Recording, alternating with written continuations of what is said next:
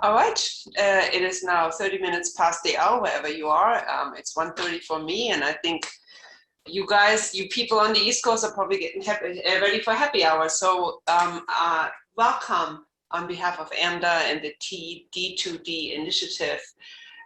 We welcome you to our first progress check-in. I'm Sabine von Preis-Friedman. I'm one of the co-chairs, your host today, but more importantly, I'm a co-traveler. I'm a fellow traveler with you on the road to medication optimizations. Let's just quickly say what our mission here is, or our goal here is today. Overall, within a year, a 25% reduction of scheduled medications in long-term, long-stay patients. And our mission is to provide you, the PALCC providers, the necessary tools, support, and the community to implement de-prescribing into clinical practice. What are we going to do today? It will be a 45-minute, short, to-the-point meeting. We'll talk initially just a few minutes about the data dashboard. And then we get to the core of this meeting, and which is basically sharing strategies, successes, and secrets. It's an all teach, all learn. I want you to be involved.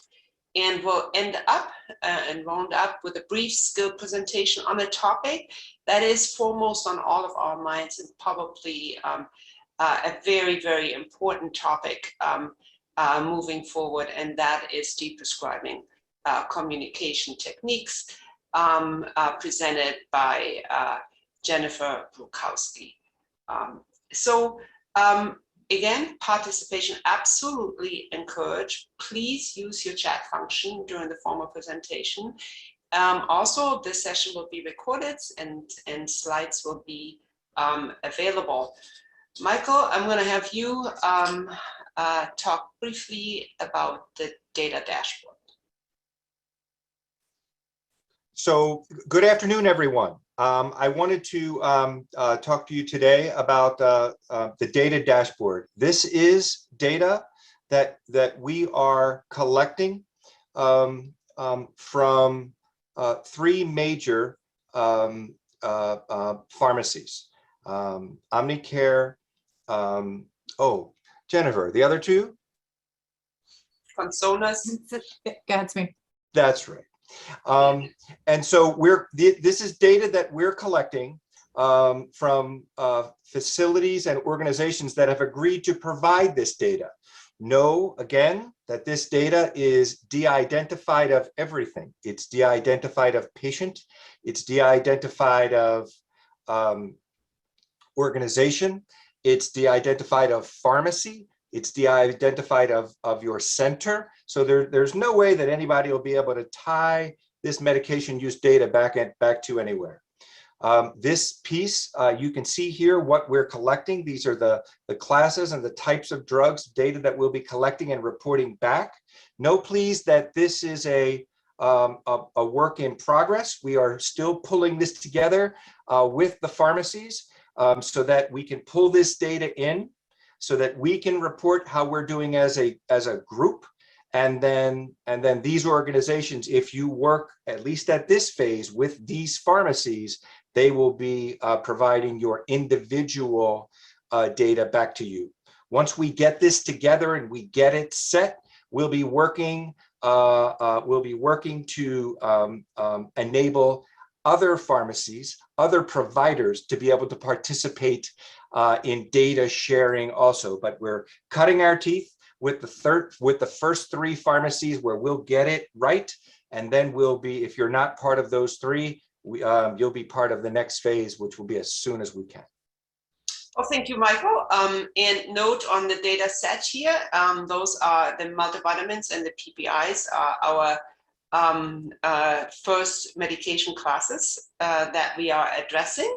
And let's just move ahead right now into sharing and the all teach, all learn part of this talk.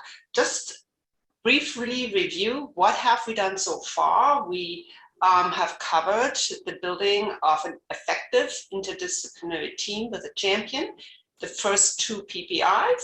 the first two meds, PPI and MVI. We introduced you to a deprescribing algorithm from deprescribe.org and walked you through a PPI deprescribing algorithm. And then we have made available to you sample letters to families and medical staff.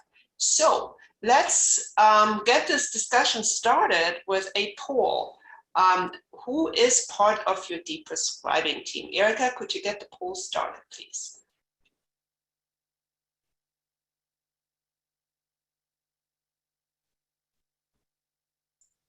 All right. So prescribers, doctors, APPs, pharmacists, bedside nursing representation, pharmacists, again, I think you want to push that one, administration, chief medical or nursing officer, social work, therapist, or other. And actually, what I didn't put in here was we don't have a deprescribing team yet. So maybe if that's the case, you want to push other. And it's all good because we'll talk about why that is if you don't have a deprescribing team yet. So go ahead and submit your answers.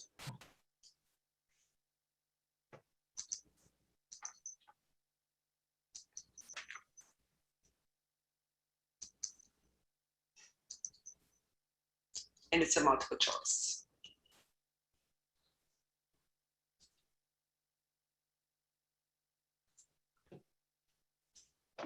And Erica, feel free to publish after about 1 minute. We want to get it published.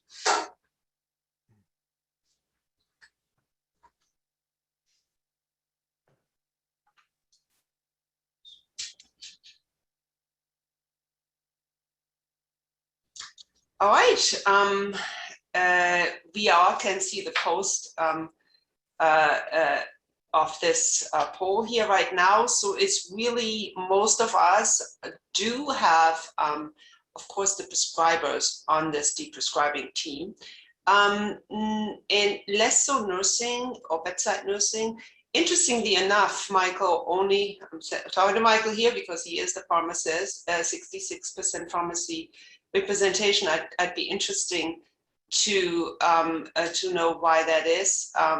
And then administration, nursing, kind of half, and then social work only a third, and then other only 20%. I hope that means other people, only 20% haven't gotten that deprescribing team together. So with that in mind, I would like to get the discussion started by introducing one of my most favorite and valuable team member at Avalon, Dr. Cameron Peterson. Dr. Peterson is a fellow medical director, and he's really sort of a function at the pinnacle of deprescribing. He's been able to reduce polypharmacy substantially in his facility while enhancing patient care and outcomes, and has been meeting the current Avalon goals consistently. One of his facilities, and I'm very proud of that for him, has the lowest average number of meds in the entire company. It's at 7.7 per patient. Dr. Peterson, we're really appreciating you joining us today and learning from you. And to start us off, who are your most important collaborators in optimizing medication management? Well, thanks, Sabine. I really appreciate this opportunity, and it's become a very rewarding part of being a medical director to really tackle this, and I appreciate this initiative. And something that also that I appreciate you really championing this, and my I guess mentor / boss, Dr. Jerry Wilborn, with my current company GAPS Health, is also very adamant about getting this done because it does improve the care. And so, so first off, thank you for this opportunity to talk about this, because it's not a straightforward thing to tackle.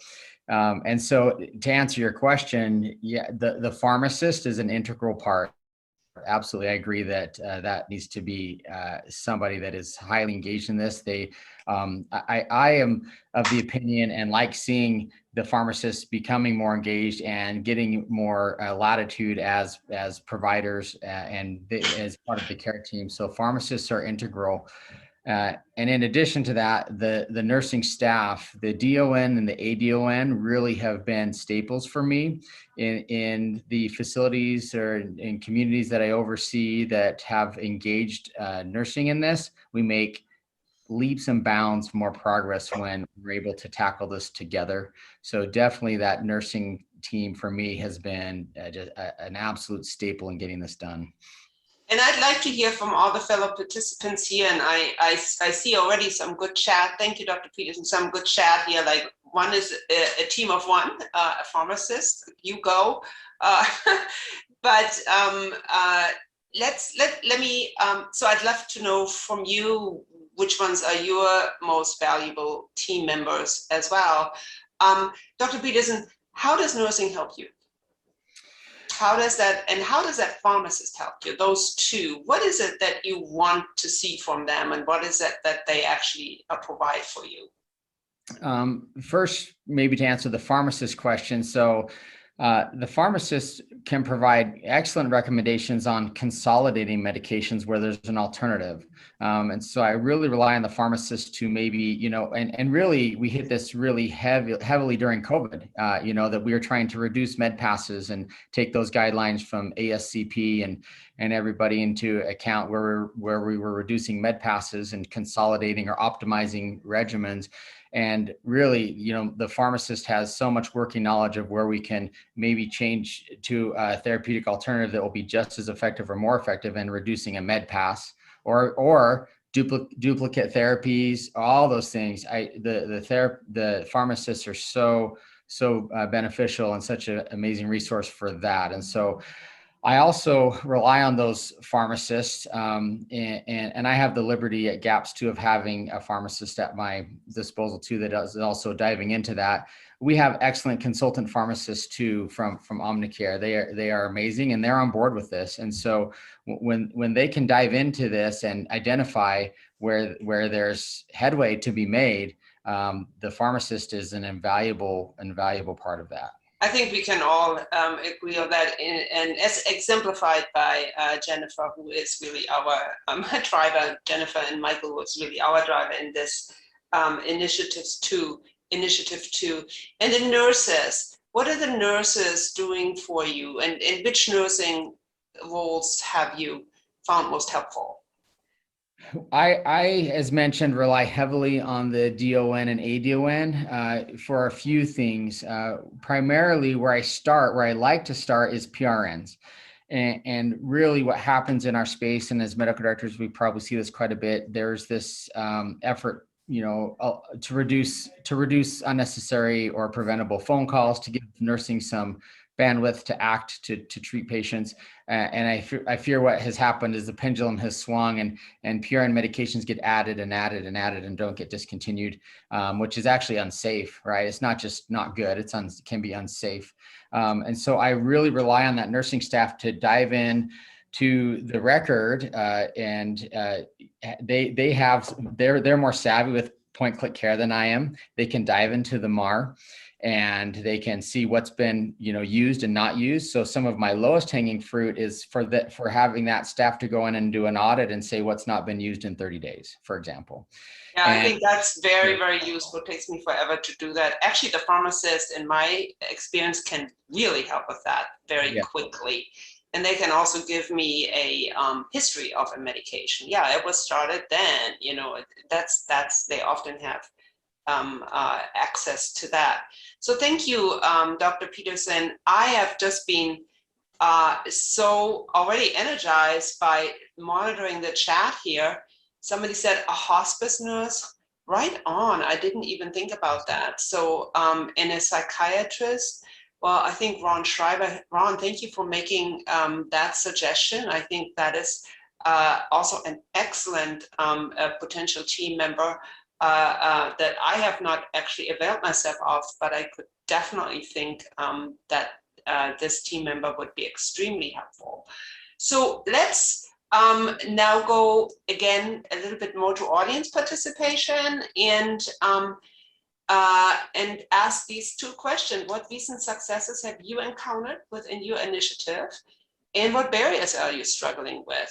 So please, everyone, how I like to say with my medical directors, like go, write it down, let us know, because we all need to learn from each other. So I already learned 2 things today. So, and if you have another cool team member that I haven't thought about, or you maybe you have found very valuable and it's not so common, write that down too.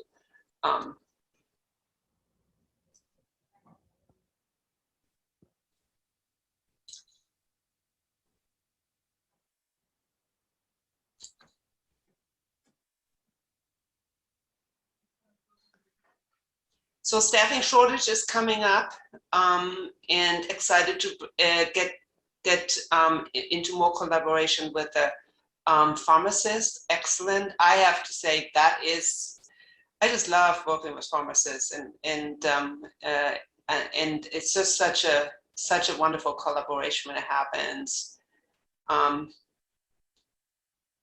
Families are barriers. Do not want to change anything for their mom or day. A lot of teaching in place, but very reluctant to allow as well. That is, truer words were never spoken. Of course, that can be very different. Supplements. So I think there's some really good comments here. Dr. Peterson, what is your most important challenge? Just in a nutshell, a couple of sentences. The barriers. Yeah. Yeah, I would have to say families and sometimes patients themselves is a challenge, no doubt. You know, nursing generally is happy to reduce those medications where they can and reduce that, you know, burden on them from time. And it does take quite a bit of education with patients and families for them to understand that, you know, a medication they took when they were in their 60s is maybe unsafe when they get into their 70s and 80s, and it takes quite a bit of talking with them. And I try to educate the teams when we are talking about changing medications or discontinuing medications, that we really are not just doing this willy-nilly, that we're really practicing best practices and industry guidelines to do this, and that we really want them on the right medications, you know. And so sometimes I focus not on we're taking this away, but we want you on the right and the most essential medications. But it really is important. I find that the teams, again, the staff are involved in this because it's challenging when we make a change and the patient asks the nurse why, and the nurse says, I don't know, ask the doctor. And then it creates quite a bit of, you know, back and forth for us. So that's what we try to avoid. But yes, so, I agree with the challenges. Yeah, I can see how that would happen. And I think that is such a beautiful opportunity to educate our nurses as well.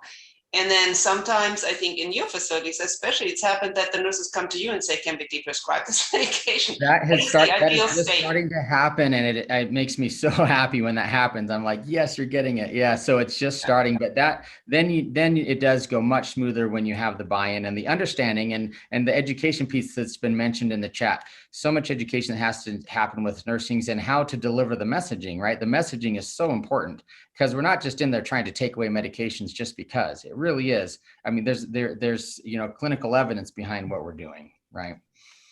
It's better for the patients. So thank you. So there's a ton of really good suggestions out here, and I think we'll save all of those in those comments, because I'm just scrolling through.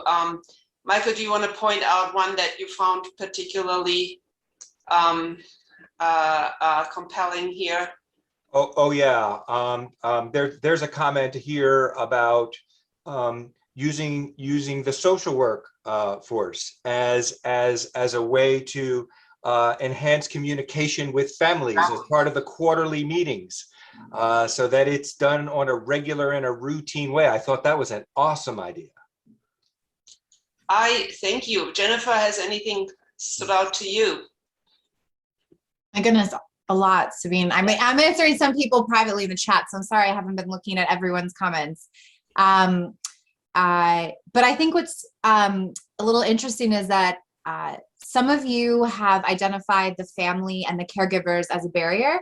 And I've also heard the opposite, that the family and caregivers can actually be a way to deprescribe. It's interesting how everyone's views on medications are a little bit different. So, yeah. I probably more often have patients who are interested in taking less medications. Absolutely. So that's a good point to make. And I agree 100%. It can go both ways. Left some comments here with the RD. Pull that team member in. Left a comment on a pharmacy student who does a lot of the work. I'm going to have to avail myself, see that I can dig up a pharmacy student who can help me with this work. And you could even think of a fellow, a geriatric fellow, or a medical student, engaging them in this kind of work. So, and yeah, convincing our fellow physicians, I think that could be a whole other section, and we'll certainly make note of it. And so I think there's just a ton of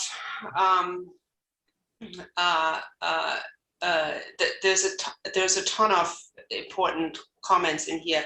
I like the providers sometimes think, and let's sing Palat, I sing, I already deprescribe all the time. And you know what, but the house-wide approach may be different. And I think that is, as a medical director, I've seen this over and over. I was in a situation where I had all the patients and was the medical director, and I thought I was doing a good job until I looked at house-wide and systems. I said, I am actually failing in a couple of items, and I had to police myself. So I think that house-wide, that systems approach, and communicating that is just so valuable. So with that, I would like to transition into our brief learning part of this. Is there anything else anybody else would like to say on this? We still have some more discussion space after Jennifer's presentation. Love this thing, standard prescriber response, patient is stable. That's a good one. Right. Stable does not mean optimal. That I'm gonna steal that one. That is great. That is. I'm gonna make a sign out of that one. Yeah. Who was it? Carol. Carol, thank you. Thank you for that. So with this in mind, thank you for this excellent feedback so far, and we'll continue. Please continue chatting. This is great. There is one I appreciate. It was worth pointing out, and I try to do this is explain the why. So when I can tell them, that PPIs, reduce your magnesium levels and could affect your bone density and all these things. So that has helped me a lot in patients who are maybe on the fence or not sure. And when we describe the whys, I've made a lot more headway. So someone mentioned that in the chat, and I appreciated that. Yes. And that is what you can teach the nurses. Mm-hmm. And, we have a more educated workforce. I think it's a win-win.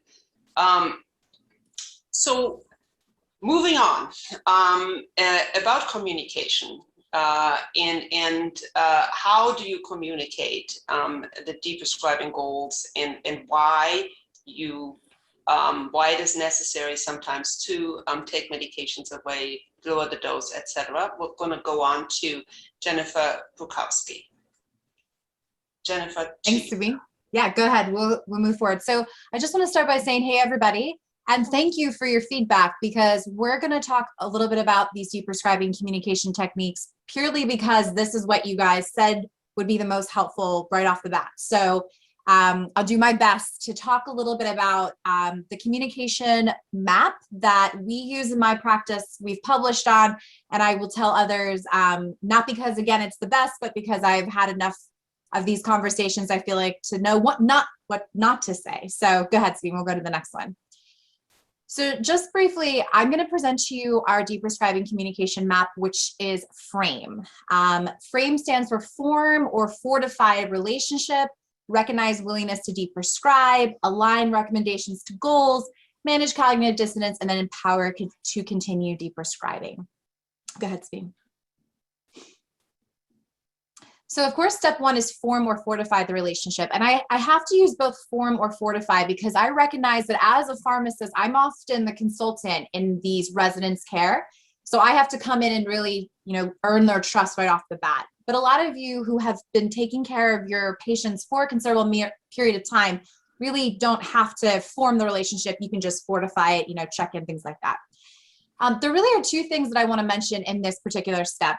One is I've been asked multiple times about how to, set the stage for a deprescribing conversation, especially when a lot of times the term deprescribing doesn't really resonate with a lot of our patients. So my recommendation to you, let me know if this works for you guys, is when I meet a patient, I will call what I'm about to do a medication checkup. The reason for that is, as you can imagine, a checkup does not infer that something is bad or good. You're going to ask a lot of questions. And that checkup tends to not have a lot of negative stigma attached to it. So when you call it a medication checkup, you can say, we're going to focus just on your medications today. And really within this step, the goal is to learn whoever you're talking to, their goals, which can be challenging because, of course, if you ask a patient or the family or another prescriber that you're talking to about deprescribing, goals is a very loose term. So here's what we do in my practice. If I'm talking to a patient or a family or a caregiver, I usually will start by asking them about essentially their symptoms like pain, dyspnea, fatigue, nausea, things that these patients either can verbalize or at least describe to you at some level, or a family or caregiver really does care about. And if there's a particular symptom that sticks out for one reason or another, then that can really be the jumping off point to future discussions. If you're going to use the frame communication map, adapt it slightly for other prescribers, then what I would say is ask them about what previous goals of care conversations they've particularly had with the resident. A lot of times I've noticed that other prescribers, sometimes either don't have the time or really haven't had, the opportunity to have these goals of care conversations with patients. And if they have, then that's also helpful to give you some insight about why they are still doing, continuing some meds, stopping some meds, etc. Go ahead, Simi. So we've talked about this a little bit, but I think it's important to ask you guys, what percentage do you think of patients are actually willing to deprescribe at least one of their medications if doctors say it's possible? So you guys can just put it in the chat. This isn't a full question. What do you guys think? Do you think it's 12%, 52%, 82%? Nice. I see a couple 92%. Yeah. Jerome says B. Cool. 92, 82. 82. Okay. Go ahead, Sabine. You can tell them the answer. So in most studies, it actually comes out to be 92%, which I think can be a little bit challenging, right? Because this question, the way that other studies have quantified this, is they've really asked patients, if your doctor said you could come off of one of your meds, would they say yes? A lot of people say that. But I've noticed that if you take it the next step to, hey, this is the medication I want to consider discontinuing, that's when that 92% I think goes a little bit down. But nonetheless, go ahead, Sabine. So the next step is recognize willingness to deprescribe. And to me, this would actually be the most important step within the framework. Because again, we talk a lot about motivational interviewing. We talk a lot about how do you quantify or talk about or think about medication goals of care. And I think we still haven't done a great job of really figuring that out. So what we do in my practice is we kind of flip it a little bit and we think about recognizing the willingness of whoever you're talking to deprescribe. And I do this very simply with one multiple choice question. And I will ask my patients, my caregivers, etc. Do you feel like you're on too many medications, or the patient, do you feel like the patient's on too many medications? Do you feel like the patient is on too many medications, too few, or just the right amount? This one simple multiple choice question, I think, will not only give you a ton of information about how to proceed in this conversation, but also save you some time and energy on the back end. Because if you have a family or a patient right off the bat who says to you they're on too few or just the right amount, then you can explore more about that and learn a little bit about why they're saying that. If they feel like they are on too few, asking them more about maybe what symptoms they don't think are being managed appropriately, etc. On the flip side, if the patient or the family, whoever you're talking to, right off the bat says too many, you now have an open door to start talking about these considerations, and you kind of can save yourself some time, like I said. Go ahead, Sabine. And so the next step after you recognize willingness to deprescribe is what I'm going to call align recommendations to goals. And so I'm loving earlier in the chat that all of you have picked up on the why is the really important part here. So maybe I can add a little bit of extra color to that. So the research has really shown us two things already to help you align your deprescribing recommendations to the patient's goals. So the first tip that we know from literature is that you have to start with the goal. You can either do this by repeating something that the patient has said, mimic them, shadow them, whatever term you like to use, before you give the recommendation so that you are aligned yourself with the patient. So here you can see, thank you for telling me you want more energy to play bingo. I want to discontinue your metoprolol as this medication can cause fatigue and heart rate has been low lately. Literature has shown that if you flip that and you start with discontinue as the first term, that tends to not go over very, very well. And then the second thing that we know from the literature, and what I will actually put into the chat right now, is the study that just got published this April about this particular topic, is that, and this study I'm referring to is called Assessment of Patient Preferred Language to Achieve Goal-Aligned Deprescribing in Older Adults. This study found that in particular, I don't remember who exactly said it, but the literature now suggests that we do need to start talking about side effects as the prime reason that we are changing these medications. So, focusing on the certain risk of whatever medication classes that you are targeting for your particular deprescribing recommendation. The last brief thing that I will mention is that when you are talking about your deprescribing recommendations, try not to use the term deprescribing. We want to be really transparent and concise with our residents and patients, and we'll still say discontinue.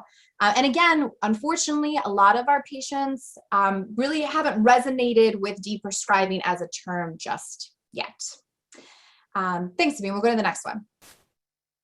So M stands for manage cognitive dissonance. So let's say I'm in a patient's room and the patient and I have talked about, this medication checkup. I've gone through some of their meds. I've recognized their willingness to deprescribe. They're like, I'm on too many meds. We start talking about, deprescribing, discontinuing certain meds. And then what sometimes will happen is you have a roadblock, and that's what cognitive dissonance is. So cognitive dissonance occurs when a person experiences this mental discomfort or stress from two simultaneous contradictory beliefs.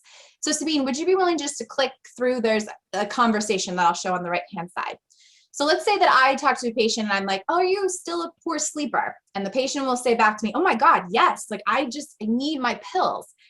Then I'll say something like, really, how many times are you waking up each night? And they'll respond back to me at least 3 to 4 times. And then I'll say something like, oh my gosh, well, these are clearly not working then. And what you'll see is that the patient then will finally kind of tilt their head at me and say, huh? Got to be one more time, huh? So this often happens when patients are able to verbalize to us that their symptom or their desired goal with the medication is still occurring, but they don't want to get rid of the medication. So Sabine, go ahead on the next slide. So there are really 4 ways that you can approach or manage cognitive dissonance when you've gotten to this place. There's no literature yet, no research to really, to help us decide which approach is the best. But I will say that you got to be careful. You have to choose your approach kind of carefully. So the first approach is what we call the direct. And as you can imagine, that infers you say something very direct to that person. You're on a lot of meds. I got to get you off of some of these. If you have a patient or a family member who requires a little bit of a lighter touch, this can come back to bite you on the back end. Conversely, the indirect way is a little bit nicer. So you told me your sleep hasn't been improved on this medication. it's not really working. This sometimes is really helpful for those patients who need like a little bit more time to wade in this water, but doesn't tend to work very well with patients who do require a little bit of a heavy touch.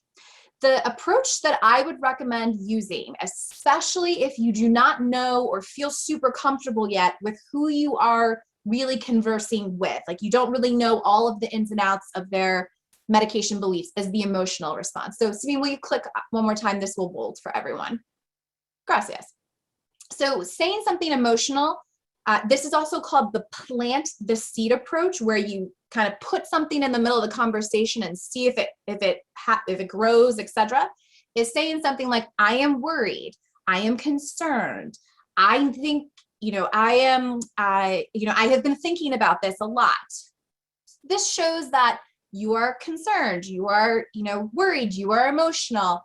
And again, because you are saying an I statement versus the you statements that you can see in the indirect approach, this sometimes, like I said, can help you really see if the patient is ready to kind of join you in that conversation, or if they push back on you, you can retreat without having that relationship be scarred, or you feel like you've gone too far and you have to come back a separate time.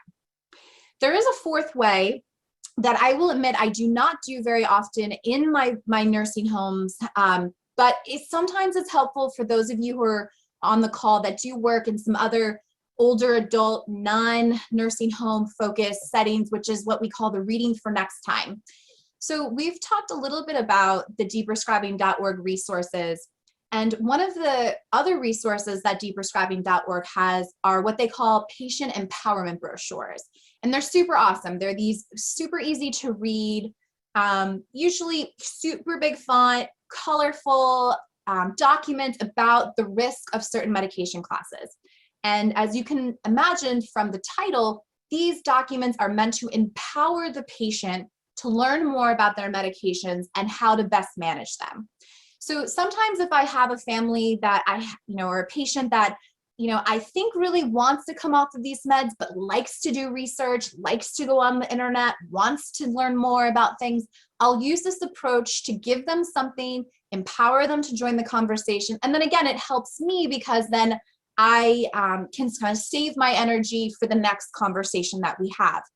The reason I don't tend to use this a ton in my nursing home communities is a lot of times the empowerment brochures are a little bit on the heavier side in regards to medical literature. And a lot of times, of course, I don't know what your percentage of patients in your homes are, but about 50 to 60% of my patients do have some form of moderate to severe dementia. And I feel like I'm not setting them up for success with some of these options. Cool. Go ahead, Sabine, one last one. And so let's say you've gotten through all of your steps and you feel like you're ready to go to discontinue these medications.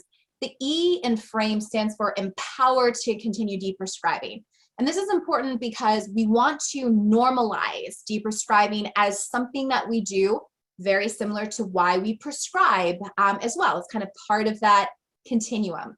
So saying things like, wow, I'm so glad you don't feel worse from discontinuing the metoprolol, or maybe some of these medications have done their job. Now we're going to come off of all of them safely. And this also can kind of set you up if you recognize that there are a lot of medications that you want to deprescribe. And of course, we don't want to change them all at once. So again, empowering the patient to talk to them about how normal this is. This is to keep them safe, whatever terms you think works for you and what makes sense for your patients. Okay, go ahead, Sabine. I think I have one more. So remember, guys, if this is helpful to you, consider using the FRAME acronym when you're communicating your deprescribing recommendations. And you can adapt this slightly to patients, families, and then other prescribers as well. And then, as I said, I really do feel like the most important step is to figure out where they are on that kind of willingness to deprescribe continuum. And the way you can do that is that one easy multiple choice question. Do you feel like you're on too many meds, not enough, or just right? Hope that's helpful. Thanks, Sabine.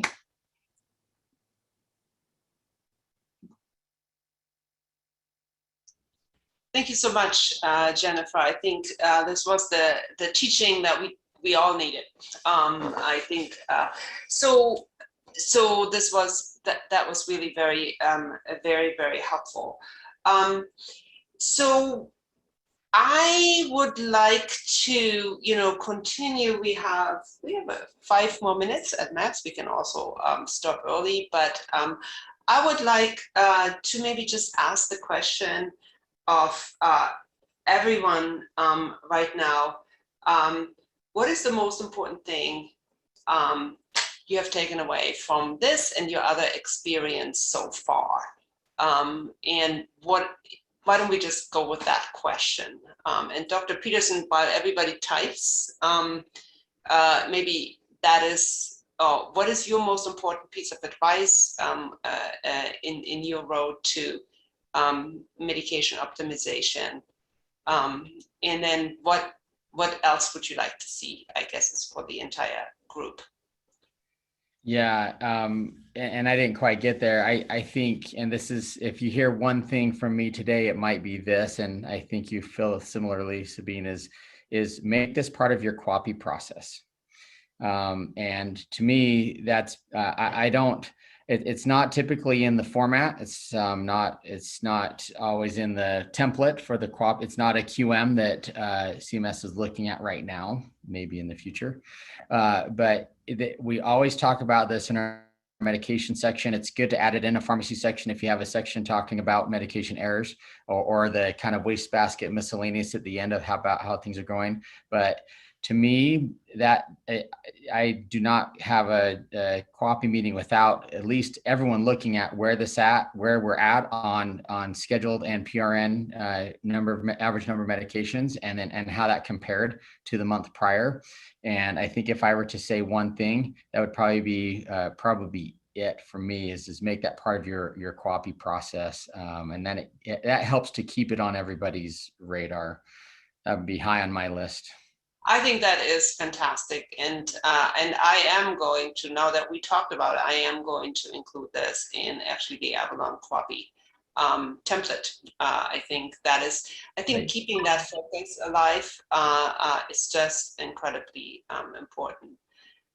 So thank you for helping us all along and giving us your advice. So in the meantime, I haven't monitored the chat. Is there anything else that we would like to highlight here today, Jennifer or Michael? And I'm good, Sabine. Sorry, I'm just answering the chat. So I want to just back up what Jennifer went through. Without detail, I learned the hard way that I didn't do a lot of those things and they don't work. So I definitely am still learning and when diving into this and not building that rapport first, or not having the communication that I should have. So I've learned the hard way that what doesn't work sometimes. And so I just want to endorse what Jennifer said, that she's hitting on all the things that would solve a lot of those problems that I wish I probably would have known up front as we dove into this. So yeah, that was a great presentation and a great way to go about having those conversations, and great methods that I'm learning from as well. So that was excellent. Thank you. Yeah, so many good comments. As we look forward, it looks like folks still want to talk more about messaging, how to message to prescribers, techniques, tactics, maybe getting in a little bit more to the nitty gritty going forward. There are quite a few comments on, and this is good, these are action questions, right? How do I actually, give me more help doing it? And so great engagement out of the chat box. All right.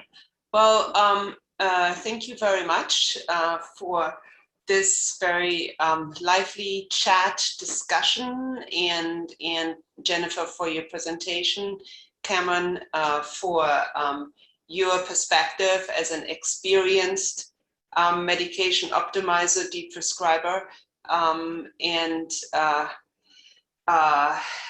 so I think what I want to just summarize here before I let you go is that we've learned, we've learned really from all of us have learned, other team members, psychiatrists, hospice, pharmacy student.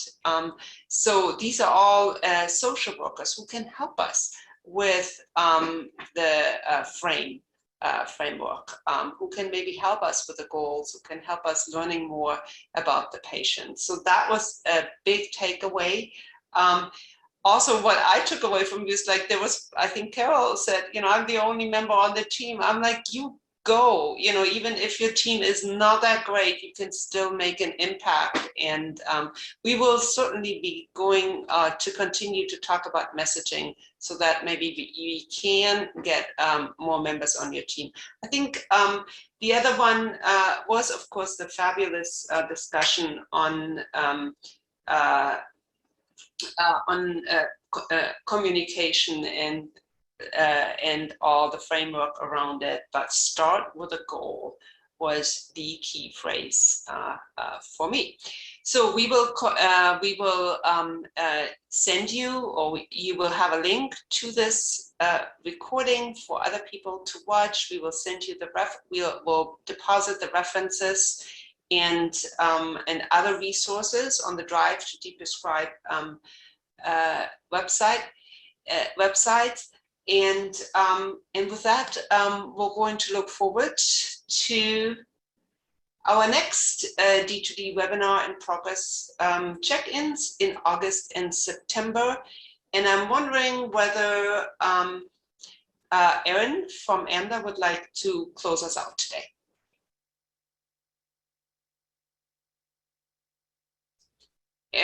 Oh, Erin is not there. I'm sorry. She's at a crossing. That's right. So what we would like you to do is download, if you haven't done it yet, and we really want to get a social conversation or social media conversation going. The way you do that is download the AMDA app, log on the AMDA social, and click on the topic Drive to Deprescribe to continue to participate in ongoing discussions with your peers. And again, all recording slides and other resources are available. And with that, I thank you for attending and get you out of here just in time. And please keep up the good work and keep educating each other on how we best optimize medication management for our patient and continue to strive for best practices. So thank you very much, and we'll see you next month, and we'll talk to you in the meantime. Bye-bye.